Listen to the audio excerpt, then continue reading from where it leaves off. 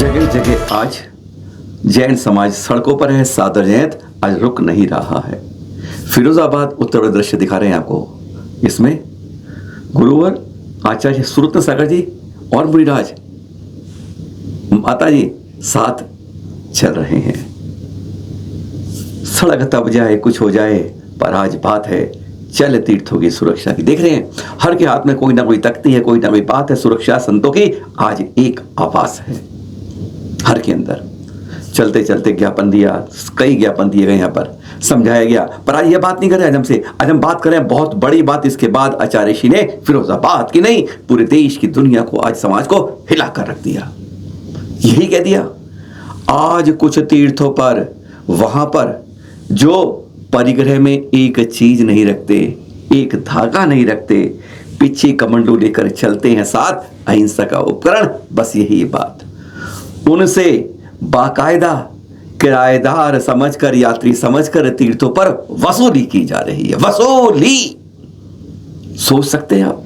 सपने में नहीं ऐसे कहा। उनका मैंने अपनी आंखों से बाकायदा पर्चे छापे हुए हैं कि संत निवास है, उसमें ये संत कक्ष है, बाकायदा उसमें कितने जनों के ठहरने का स्थान है और उसका मूल्य 300 रुपए। अरे हमारी बात पे विश्वास मत करेंगे, सीधा पहुंचते हैं उन्हीं के बीच में जब उन्होंने बात कही, और ये बात बहुत बड़ी कही।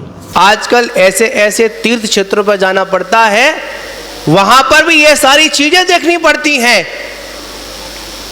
कि मुनराजों के रुकने पर, मुनराजों के प्रवास पर उस कमरे का किराया भी ले लिया जाता है। साधु वृत्ति, त्यागी वृत्ति, कमरा किराया 300 रुपया। त्यागी भाई खुद आंखों से देखा। क्या लिखा? एक फॉर्म तैयार किया गया, संतों के नाम से संत निवास बनाया गया। वहां पर एक पर्चा निकाला गया, साधु कक्ष, कक्ष की क्षमता, साधु वृत्ति, त्यागी वृत्ति। उसके बाद में फिर एंड में लिखा कि किराया 300 रुपया। अब बताओ ऐसे तीर्थों पर अपना धन देने से क्या मतलब निकल रहा है? संतों के नाम से बड़े अनेक तीर्थों पर बहुत सारा कलेक्शन इकट्ठा करते, चलो महाराज की आहार कराएंगे। पर होता क्या है उन तीर्थों पर? कहते महाराज आपके लिए यहां पर जगह नहीं है। बहुत सारे तीर्थ क्षेत्रों के वीडियोस आते हैं, अनेक अनेक संदेश आते हैं। वहां पर क्या मिलता है? बस महाराज को रुकने को कमरा नहीं है, यात्री आ गए हैं तो कमरा खाली करो। अरे मंदुओं, अगर मुनराज अगर तीर्थों पर अगर साधना नहीं करेंगे तो बताओ कहां पर करेंगे? शुक्रवार शाम 6 बजे की घटना है। 29 मई, आकृति ज्वेलर्स, वो ना पुराना बस स्टैंड, बस उसी के पास सराफा दुकान की, रायसेन मध्य प्रदेश की बात कर रहे हैं हम आपसे। बेगमगंज की देख रहे हैं। एक दुकानदार सामने के साथ, दो जने सामने हैं, पिता और पुत्र जो सामने हैं आपके, सुलभ कांडिया और उनके पिता हैं साथ में, दोनों अंदर। एक ग्राहक बन के सामने आ रहा है, फुटेज में साफ दिख रहा है। इसमें डेट पुरानी है, सीसीटीवी फुटेज पर 24 की चल रही है, पर घटना परसों की है। करगनी दिखाओ, एक करगनी दिखाते हैं, कहते हैं पसंद नहीं आ रही और दिखाओ। उत्साहित हो जाते हैं दोनों जैन परिवार के, दोनों बाप बेटे, और वो 3-4 और दिखाते हैं। जैसे 3-4 दिखाते हैं, वो एक मुट्ठी में लेता है और दूसरी मुट्ठी से पूरी मिर्च उड़ा के उन पर फेंक देता है और चारों लेके भागने लगता है। लेकिन पुत्र के हाथ में, सुलभ करने के आंखों पर चश्मा लगा था। बस वही कहते भाग्य भी साथ देता है जब कोई ना कोई पुण्य साथ में रखा जमा होता है। उसने जैसे ही मिर्ची फेंकी, आंख मालूम है 5-7 मिनट लग जाएंगे, इतने में 9 तुरंत भाग निकला वो। पर आंखों पर चश्मा लगने से उसके नहीं पहुंची, वह उसके पीछे पड़ा। पीछे पड़ते पड़ते जैसे गए, घबरा कर चोर गिर पड़ा। 25 लाख से ऊपर का सामान उसके पास था। बस जैसे ही गिरा, इसके साथ कर्मचारी और साथ में जो हिंदू भाई और थे, उन सब ने साथ लिया और उसको धड़ दबोचा। सोच नहीं सकते ऐसा क्या होगा। पर शाम को 6 बजे की वारदात ने सब कुछ सिला दिया पूरे मार्केट को। पर यह थी, कहते हैं जरा सी होशियारी कितनी सावधानी बन जाती है, कहते हैं पूरे जीवन की बचत सारी काम आ जाती है। पकड़ा गया है, थाने में है।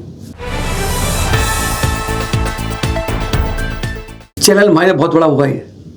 3 दिन पहले की बात है, सोच नहीं सकते आप, कल्पना नहीं कर सकते कि फोन आया व्हाट्सएप कॉल पर, जो दिखा रहे हैं आपको इस नंबर से आया, जो फिर उठानी उसके बाद व्हाट्सएप कॉल थी। अचानक वैसे उठाते नहीं है, उठा लिया हमने।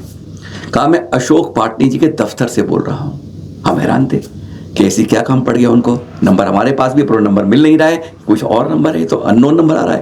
पर उन्होंने कहा है कि आप 15,000 रुपए बच्चों की फीस के लिए तुरंत जमा कर दीजिए, हम आपको कल परसों में वापस कर देंगे। चौंक गए हमने कहा पाटनी जी कहाँ पर है, उनको जयचंद कही, हम उनसे बात करना चाहेंगे, नंबर पर। कहता है नहीं, मैं उनके सामने से बोल रहा हूँ, मेरे सामने वो अंदर मीटिंग कर रहे हैं। उन्होंने कहा है कि आज हमारे कार्यालय में कागज बंद है, ट्रांसफर नहीं होता, पर बच्चों का एडमिशन की बात है, जरूरी करवाना आज की बात है। इतनी बात पे जरूर चैनल महालक्ष्मी 15 जमा करते थे। पाटनी जी की बात थी, खोजता कोई व्यवस्था हो, कुछ व्यवस्था ना हो, उस समय हो बंद पड़े हैं बैंक या कुछ जगह, कोई आदमी ना हो, नहीं तो उनके लिए ऐसी बात। वो तो करोड़ों रुपए दान देने वाले आदमी हर महीने, और वो ऐसी बात। कहीं शंका लगी कि व्हाट्सएप कॉल पे, तो हमने उसे कहा कि भैया आवाज़ साफ नहीं आ रही है, आप कागज भेजो, हम आपको फ़ोन लगाते हैं। और उसने खटाखट फिर हमें सबकी कागज भेज दिए, सबकी मार्कशीट भेज दी, फोटो भेज दी, आधार कार्ड भेज दिए, बहुत कुछ भेज दिया। पर हमने ये लिखा कि भैया हम फ़ोन करना चाहते हैं, कुछ जिज्ञासा है नीचे उसके लिए। पर हमने फ़ोन किया, फ़ोन नहीं उठे। हमें शक हो गया कि एक अशोक पाटनी जी के नंबर पे किया वैसा था, और हम अब लग गया कि दाल में कभी क्या पाटनी जी ऐसा किसी को कह सकते हैं, संभव ही नहीं है। बस यही हमें लगा था। फिर देख रहे हैं डिलीट और नीचे हमारा मैसेज। हमने कहा कि भैया फोन पे बात करेंगे कि आपसे कैसे वापस करेंगे। उन्होंने कहा हम 15,000 रुपये वापस कर देंगे, उसने लिखा। और उसके बाद 1 या 4 मिनट बाद ही जब उसे पता चल गया कि नंबर कहीं गलत मिल गया है, यह तो चैनल मान लीजिए दफ्तर मिल गया है, सारी बातें डिलीट कर दी। पर उससे पहले हम उसको सेव कर चुके थे, जो आपको पहले दिखाया। नीचे की डिलीट साफ आ रही है कि हम फोन पे बात करेंगे, तभी कैसे आप वापस करेंगे। देख रहे हैं, ऐसे लोगों से सावधान रहें कि इस तरह के लोग गलत नामों का, बड़े नामों का इस्तेमाल करके कहीं भी चोट मार देते हैं और समाज से विश्वास उठ जाता है। ऐसा पहली बार नहीं हुआ, कई बार पहले भी हो चुका है।